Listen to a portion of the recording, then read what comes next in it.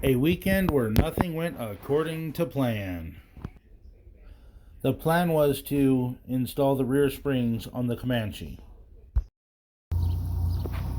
It is Friday. I won't be doing any work on the Mutt, the M151A1 this weekend, because I'll be working on my Comanche. The back springs on this Comanche are pretty toast. They've been on since at least 2018, maybe 17. I'd have to double check. I had them made out of from a company out in Arizona. I think they held up pretty well. They've done a number of trails in Arizona, Utah, Nevada. It's done all the trails in Moab that I can think of. And she did very well. But right now, as you can tell, it's squatting pretty heavy in the rear. There's not a lot of weight in it, if any, right now. There's a couple toolboxes and then the springs that I ordered. I'll show you a picture of the springs. I'm going to put some tape over the manufacturer because I got no discount from them. So I don't advertise for people who don't give me a discount.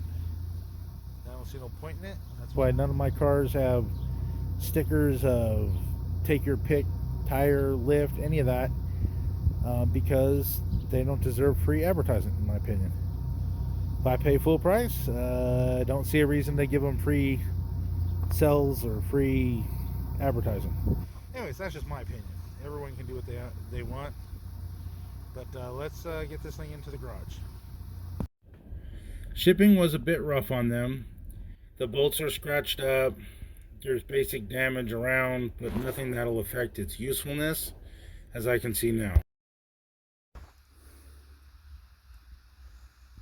Alright, so I believe they shipped out on last Friday or the Friday before. No. Yeah, I think it was last Friday. Because I picked them up on Wednesday. Okay. So with that being said, they've been at least an entire week. The paint is still wet. The finish looks like they may have just dipped it. I don't know if that's coming across well or not. There you go. Looks like they just dipped it and it's runny. It looks like, in my opinion, ass. A big round circle. I don't know. This just $1,400 here. $1,400, and this is how they're shipped. A toe tag is what I'm calling it. A little bit of saran wrap on each end. Luckily, all the bushings and everything. I guess I put a zip tie through it. But damn, for $1,400, you think they'd take better care of your shit? You think they would have made sure they were dry before they shipped? I mean, come on. This one actually broke. I don't know. They look beefy. They look like more layers than the other ones. They're a little bit thinner. I'm hoping they handle better. I'm going to have to straighten these. You can see how they got twisted out this way here. Probably because they're not in a box or anything. Just for real, you know? $1,400. And they're chipped. They're scratched. I ain't blaming UPS on this either. This is 100% these dudes. It's just, what the hell, you know?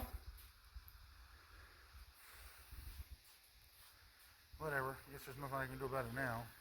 I hope they fit. They look like they should be about right. I got the Comanche in here. Oops. So, get the lift underneath it. There's not a whole lot of weight back here. I mean, obviously the tailgate. I have this toolbox here, which doesn't even have much in it at the moment. I have the spare tire. I usually don't run with the pilot on it, obviously. I have the little roll cage I built. It's also part of my racking system. So I mean, maybe let's call it 1, 2, maybe at best 300 pounds of extra stuff back here. Maybe with the jack, the roll cage, the tire, and whatever tools I put here. 9 times out of 10, I actually put the tools in the front floorboard. I don't know. We can actually see the difference here. This is probably 4 or 5 inch gap. This side here is probably less than 3. I did notice that the new springs have a right and a left side, which I'm more common to seeing, especially on like my Toyota axles I ordered. And they always have a right and a left, so I can see that now. Especially since on this particular vehicle, I sit on this side, the driver's side, and the fuel tank is on this side. So you got, I think it's close to 20 gallons, so 140 pounds in liquid, and then my big 200 and something pound ass, all on one side, where this side here would generally have a 40-pound corgi, and maybe a cooler. So I can see why it's leaning that way. I would have hoped it would have been addressed on the other set of springs, but whatever. All right, so like I said, first impressions, not all that great. The finish just is crap. It's not dry after a week. So I guess we'll just move on from there. We'll get the car lift underneath it. We'll lift it. We'll probably pull these 2 rear tires off. I have this little critter here. I got at auction a while back, but it lifts up the back axles. So what I'll do is I'll put this underneath the rear, lift it up, hold the axle, then unbolt it so the axle doesn't actually move. So that's the goal. So I will talk at you guys later, but $1,400? Not at all thrilled at the moment. All right, so here's a view from underside. These springs, like I said, 2017, 18, somewhere in that range. This axle is actually out of a 07 Rubicon. Front and rear, Dana 44s with the stock lockers. There's actually the cute little air pumps that do the stock lockers. I think I might as well go ahead and change the fluid while I'm here. I'll check the brakes while it's up. But these are 3 leaves with a overload. Those are 1, 2, 3, 1, 2, 3, 4, 5, 6, 7. Let's see. 1, 2, 3, 4, 5, 6, 7, 8. 8 leaves with military wrap on one side. So, I mean, they're nicer so far, just looking at them. A quick note. It's missing a bolt or nut. That's why I always do the whole shock check. But yeah, she's missing. That's funny. I know it's metric, so hopefully I have another one. I'll have to clean up these threads. I should have gotten U-joints when I was at it.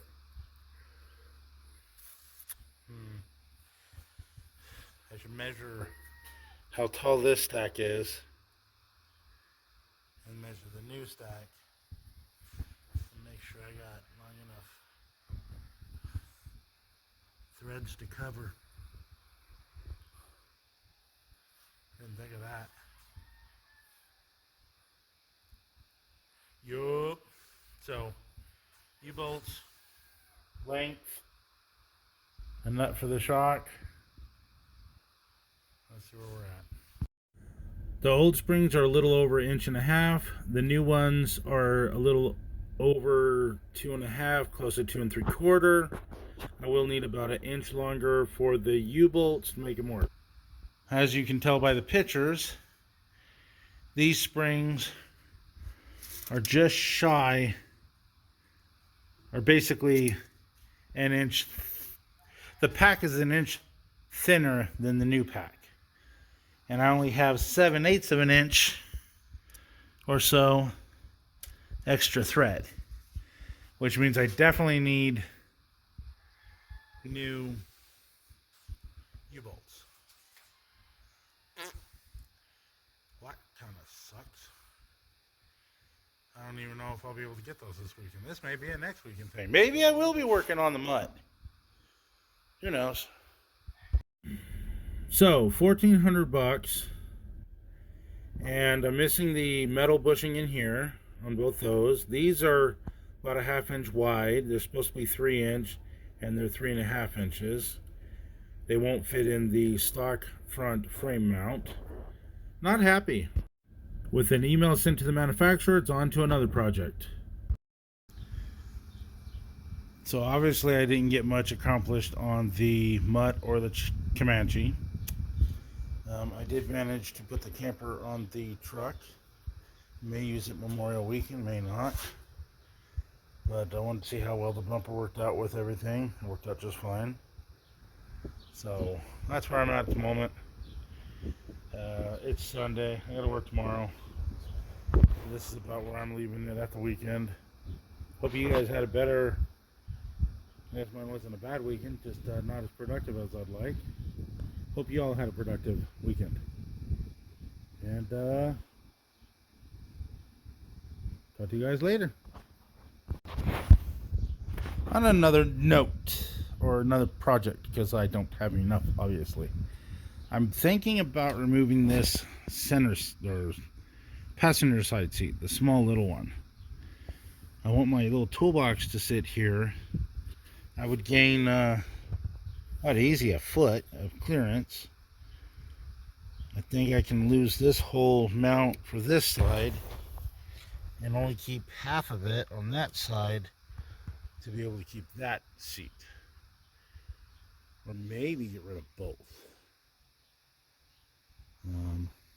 But I'd like to be able to at least have my one big toolbox here for the Colorado trip.